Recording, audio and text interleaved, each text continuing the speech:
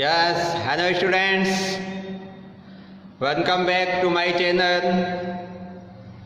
कल हमने 9th class में चैप्टर 4 का इंट्रोडक्शन कंप्लीट कर लिया था। चैप्टर का नाम था लीनियर इक्वेशन इनटू वेरिएबल। आज हम एक्सरसाइज 4.1 शुरू कर रहे हैं और 4.1 का क्वेश्चन नंबर 1 है The cost of a notebook is twice the cost of a pen। कि एक नोटबुक की कॉस्ट पेन की कॉस्ट से डबल है। Write a linear equation in two variables to represent this statement. अब इस स्टेटमेंट को रिप्रेजेंट करने के लिए हमें एक लीनियर इक्वेशन क्रिएट करनी है। देखिए, लीनियर इक्वेशन का कंप्लीट इंट्रोडक्शन में कल की वीडियो में आपको बता चुका हूँ कि लीनियर इक्वेशन में क्या होगा। इस चैप्टर में 2 वेरिएबल की लीनियर इक्वेशन है। कितने वेरिएबल की? 2 वेरिएबल, और वो 2 वेरिएबल हमने एक को x माना था, एक को y माना था। तो इन 2 वेरिएबल के अंदर जो लीनियर इक्वेशन होती है उसकी हमने डेफिनेशन बनाई थी कि the linear equation in form ax plus by plus c equal to 0। अगर इस फॉर्म में कोई भी लीनियर इक्वेशन होती है, कौन सी फॉर्म में? ax plus by plus c equal to 0। जहाँ पर हमने आपको बताया था कि a और b इन दोनों की वैल्यू 0 नहीं हो सकती और c इसमें कोई कांस्टेंट टर्म है, a b c आपके रियल नंबर हैं। तो इस फॉर्म की जो भी आपकी इक्वेशन होती हैं उन्हें हम लीनियर इक्वेशन इनटू वेरिएबल पढ़ते हैं। तो देखो, अब इसके अंदर जो a x का कोफिशिएंट है, b y का कोफिशिएंट है और c है जो कांस्टेंट टर्म है। तो इस फॉर्म में अगर कोई भी इक्वेशन होगी तो हम उसको लीनियर इक्वेशन इनटू वेरिएबल के अंदर पढ़ते हैं। अब हमें ऐसी इक्वेशन बनानी है जिसमें ये स्टेटमेंट गिवन है कि कॉस्ट ऑफ ए नोटबुक, एक नोटबुक की कॉस्ट इज ट्वाइस, मतलब डबल है, ट्वाइस मतलब दुगनी है, the cost of a pen, एक पेन की कीमत से। तो अब देखो, इसके अंदर 2 चीज़ें आ गई, एक तो नोटबुक हो गई और एक पेन हो गया। तो अगर हम इसमें नोटबुक की जो कॉस्ट है उसको x अज्यूम कर लेते हैं और पेन की कॉस्ट को y अज्यूम कर लेते हैं, तो इससे हमारी जो इक्वेशन बनेगी सिचुएशन को देखते हुए वो क्या होगी। देखिए, अगर मैंने सपोज करो, पहले इस क्वेश्चन के कंसेप्ट को समझा रहा हूँ। ये आपकी एक नोटबुक है और ये आपका पेन है। इक्वेशन बनाने के लिए आपको पता है कि कोई भी वेरिएबल और कांस्टेंट के बीच में अगर इक्वेशन बनानी है तो एक तरफ हम क्या रखते हैं? वेरिएबल और कांस्टेंट, और एक तरफ रखते हैं हम 0। तो वो इक्वेशन बन जाती है। जैसे यहाँ पर लिख दूँ भाई मैं x minus y plus 2 equal to 0। तो इसमें वेरिएबल कांस्टेंट आपके एक साइड हो गया, दूसरी साइड में क्या हो गया? 0 हो गया। तो ये क्या बन गई? हमारी लीनियर इक्वेशन हो गई। अब ये जरूरी नहीं है कि इसके अंदर जो प्लस 2 है वो भी इधर ही को हो, यानी कि कांस्टेंट भी एक ही साइड में हो। ये ऐसे भी हो सकता है, x minus y equal to minus 2। ये भी आपकी एक लीनियर इक्वेशन है। तो लेकिन कहने का तो ये है कि जो भी इक्वेशन होगी उसका लेफ्ट हैंड साइड और राइट हैंड साइड दोनों कैसे होंगे? इक्वल होंगे। अगर ये लीनियर इक्वेशन है तो इसकी वैल्यू 0 के इक्वल है। ये लीनियर इक्वेशन है तो x माइनस वाई की वैल्यू किसके इक्वल है? माइनस 2 के इक्वल है। तो नोटबुक की अगर प्राइस को या कीमत को मैंने x मान लिया और पेन की कीमत को मैंने y मान लिया। अब इनके बीच में इक्वेशन बनानी है तो आपको पता है कि नोटबुक की कीमत पेन की कीमत से डबल है। तो डबल किसकी है? इस x की वैल्यू डबल है। अब इसमें कुछ बच्चे मिस्टेक यहाँ करते हैं कि इस x को 2 से मल्टीप्लाई कर देते हैं और इसको ऐसा लिख देते हैं 2x = y, कि भाई नोटबुक की कीमत डबल हो गई। ये आपका रॉन्ग है। अब यहाँ पे देखिए एक्चुअल में इक्वेशन क्या बनेगी। इक्वेशन में आपको पता है कि इक्वल का साइन आना चाहिए। तो ये तो नोटबुक की कीमत को तो हमने x मान लिया, पेन की कीमत को y मान लिया। अब जो ये नोटबुक की कीमत है इस पेन की कीमत से डबल है, तो डबल किसकी कीमत है? x की है, और कम किसकी है? पेन की है। और हमें इक्वेशन बनानी है कि दोनों ये इक्वल हो जाएं, बराबर हो जाएंगे। तो मैं इस y को 2 से क्या करूंगा? मल्टीप्लाई, क्योंकि जब जैसे ही y को आप 2 से मल्टीप्लाई करोगे तो ये जो 2y आया ये किसकी वैल्यू आई? x की वैल्यू आई, यानी कि x = 2y। तो ये हमारी क्या बन गई है कि इक्वेशन। आई कि नहीं ये बात समझ में? दोबारा से सुनो इसी चीज को। नोटबुक की कीमत को कितना माना मैंने? x रुपये मान दिया, और इस पेन की कीमत को कितना माना? y माना। अब हमें ये दिखाना है कि नोटबुक की जो कॉस्ट है वो पेन से क्या है? दुगनी है। तो आपको ये ध्यान रखना है जब भी इक्वेशन बनाओ तो कम कीमत किसकी है? पेन की है। तो अगर मैं इस कम को, कितनी कम है इससे, तो भाई डबल करना है, तो इसको अगर मैं 2 से इंटू करूं तो वो इस नोटबुक की कीमत के इक्वल आ जाएगी। इसके नोटबुक की कीमत के, क्योंकि अगर आप पेन की कीमत को 2 से मल्टीप्लाई कर देंगे तो वो नोटबुक की कीमत के बराबर बन जाएगी। अब देखो इसी को एक उदाहरण से समझाऊं। सपोज करो नोटबुक की कीमत है 5 रुपये। कितने भाई? 5 रुपये है। और पेन की कीमत ये कितनी होगी? पेन की कीमत कितनी होगी ये हमें पता करनी है। तो पेन की कीमत है जो इस नोटबुक की कीमत से तो आधी होगी, क्योंकि पेन से ये नोटबुक की डबल है। तो इसकी कितनी हो जाएगी? 2.5 रुपये, 2 रुपये 50 पैसे। तो अब ये जो कम कीमत है 2 रुपये 50 पैसे, अगर मैं इसी को 2 से मल्टीप्लाई करूंगा तो ये दोनों कीमत कैसी बन जाएंगी? इक्वल हो जाएंगी। तो ये 5 किसके इक्वल हो गया? इसको 2 से मल्टीप्लाई करेंगे तो 5। तो इक्वेशन में जो ये इक्वल का साइन है ये कहता है कि लेफ्ट हैंड की जो क्वांटिटी है और राइट हैंड साइड की जो क्वांटिटी है वो दोनों सेम होनी चाहिए। तो अगर आपने यहाँ 2 से मल्टीप्लाई कर दिया तो इसका मतलब है पेन की कीमत नोटबुक से डबल हो जाएगी। ठीक है, तो अब देखो इसको लिख देते हैं।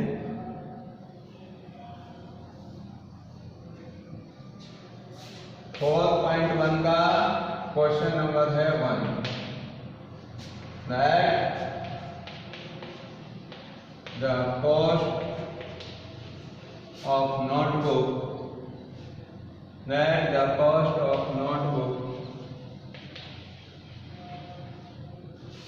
be X rupees and the cost of pen be Y rupees। ये हमने अज्यूम कर लिया। अब अकॉर्डिंग टू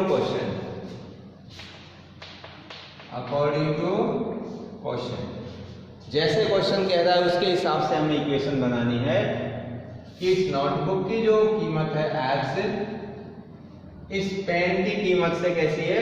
डबल है, यानी कि y को अगर हम डबल कर देंगे तो वो नोटबुक की प्राइस के इक्वल आ जाएगा। अब इस 2y को इधर आप ट्रांसपोज कर लो, ये इधर आके किसका बन जाएगा? माइनस का। तो x - 2y = 0। That is linear equation in 2 variable. That is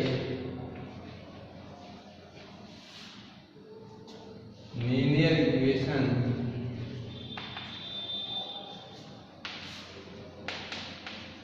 in 2 variable. ये 2 वेरिएबल्स में हमारी एक लीनियर इक्वेशन क्रिएट हो गई। अच्छा देखिए अब इसका second question.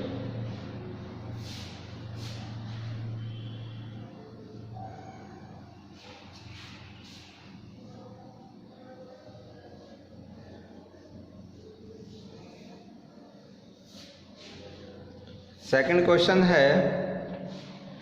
Question is express the following linear equation in the form ax plus by plus c equal to 0 and indicate the value of a b c in each cases।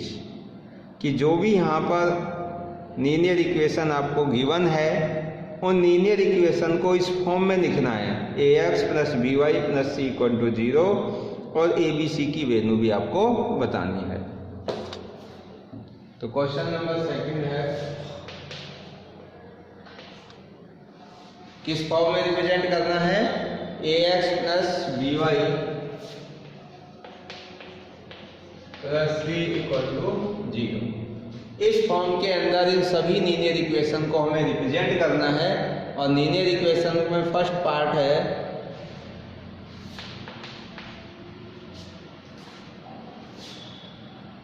2x plus 3y is equal to 9.35 बार। देखिए ये आपकी एक linear equation इस form में दी हुई है और इसको इस फॉर्म में हमें रिप्रेजेंट करना है। तो यहाँ देखिए जो a है वो x का कोफिशिएंट है, b है y का कोफिशिएंट है और c इसमें कांस्टेंट टर्म है। तो कोफिशिएंट तो समझ रहे होंगे, कोफिशिएंट का मतलब है जो a इस x से मल्टीप्लाई हो रहा है तो इस a को x का कोफिशिएंट कहेंगे, b y से मल्टीप्लाई हो रहा है तो b को y का कोफिशिएंट कहेंगे और c यहाँ पर कोई कांस्टेंट टर्म है। अब इस लीनियर इक्वेशन को इसके जैसा हमें बनाना है।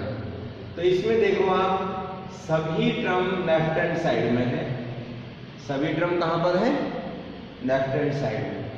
इसमें एक टर्म है जो राइट हैंड साइड में है तो इसको क्या कर देंगे अपन ट्रांसपोज और ये इधर आके किसका हो जाएगा माइनस में और क्या बन जाएगा। तो इसको क्या लिखेंगे comparing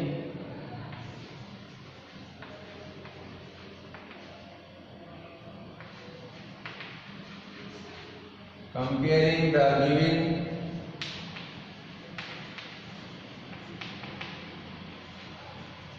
linear equation with ax plus by plus c equal to 0। इससे हम कंपेयर करके देखें इसको।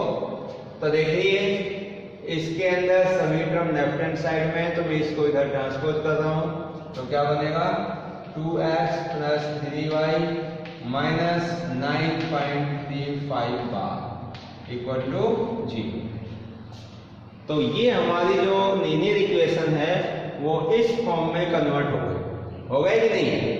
सभी टर्म इधर हो गए लेफ्ट हैंड साइड में।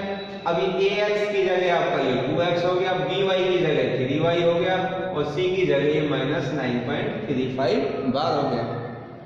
अब इसमें एक चीज और पूछी है कि आपको a b c इन तीनों की वैल्यू भी बतानी है। तो यहाँ से कंपैरिजन कर दीजिए। a की वैल्यू कितनी नजर आ रही है आपको क्योंकि a x का कोफिशिएंट है और यहाँ x का कोफिशिएंट 2 है तो a की वैल्यू कितनी हो गई 2। इधर b y का कोफिशिएंट है तो यहाँ y का कोफिशिएंट हो गया 3 और c कांस्टेंट टर्म है तो यहाँ कांस्टेंट टर्म माइनस 9.35 बार हो गया। तो ये देख लेते हैं इसको। देखिए अब इसमें कंपेयर करेंगे तो a equal to 2, b equal to 3 and c equal to minus 9.35 bar. तो ये हमारी a b c की वैल्यू इससे कंपेयर करने पर हमें प्राप्त हो गई। अब देखिए इसी प्रकार से आगे के पार्ट हैं इसके।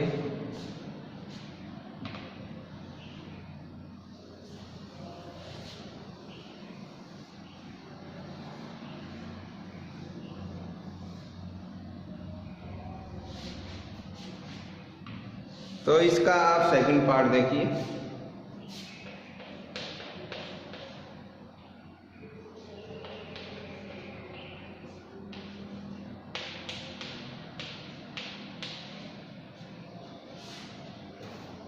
देखिए सेकंड पार्ट के अंदर अब ये आपको लीनियर इक्वेशन गिवन है। यहाँ पर इस लीनियर इक्वेशन के अंदर x minus y upon 5 minus 10 equal to 0, यहाँ पर जो ये अपॉन में 5 आ रहा है, हमें इसको हटाना पड़ेगा क्योंकि इसे हमें जनरल फॉर्म में कन्वर्ट करना। लीनियर इक्वेशन का जो जनरल फॉर्म है ax plus by plus c equal to 0, उसमें कन्वर्ट करने के लिए यहाँ अपॉन का जो 5 है ये रिमूव अगर हो जाता है तो ये जनरल फॉर्म में हो जाएगी। तो देखो इसको रिमूव करने के दो तरीके हैं। 5 को या तो इस पूरी इक्वेशन को 5 से मल्टीप्लाई कर दें जिससे ये 5 कैंसिल हो जाए, या फिर इसका एलसीएम ले लो, जैसे भी हम चाहें। तो क्या करेंगे भाई, तो इसका एलसीएम ले लेते हैं इसके नीचे 1 मानकर, कितना आएगा 5, 1 का भाग देंगे इसमें 5 और 5 को x से मल्टीप्लाई करेंगे तो 5x, इससे डिवाइड करेंगे 1 को इससे मल्टीप्लाई किया y, और 1 से इसको डिवाइड करेंगे 5 और ये बन जाएगा 15 इज इक्वल टू 0। इसके नीचे 1 मानकर मैं क्रॉस मल्टीप्लाई कर देता हूँ, तो ये बन जाएगा 5x minus y minus 50 is equal to 0। अब देखिए ये हमारी लीनियर इक्वेशन जनरल फॉर्म में आ गई क्योंकि जो अपॉन का 5 था वो क्या हो गया, रिमूव हो गया यहाँ से। अब इसकी कंपेयर करिए general form ax plus by plus c से, कंपेयर कर लेते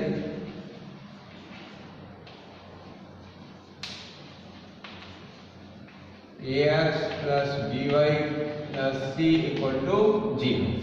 तो यहां से देखिए इसमें क्या हो जाएगी, a की value a equal to 5, b की वैल्यू, यहां देखो b की वैल्यू कितनी है माइनस का 1, और c की वैल्यू आ गई माइनस की 50।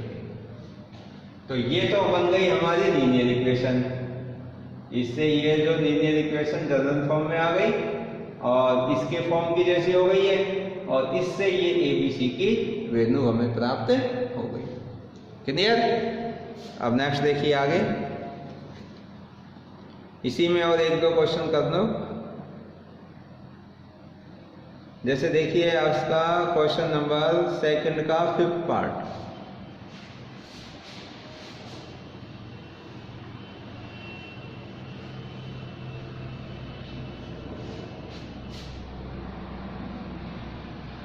देखो 2 का 5th भी इजी है। 6 देखिए,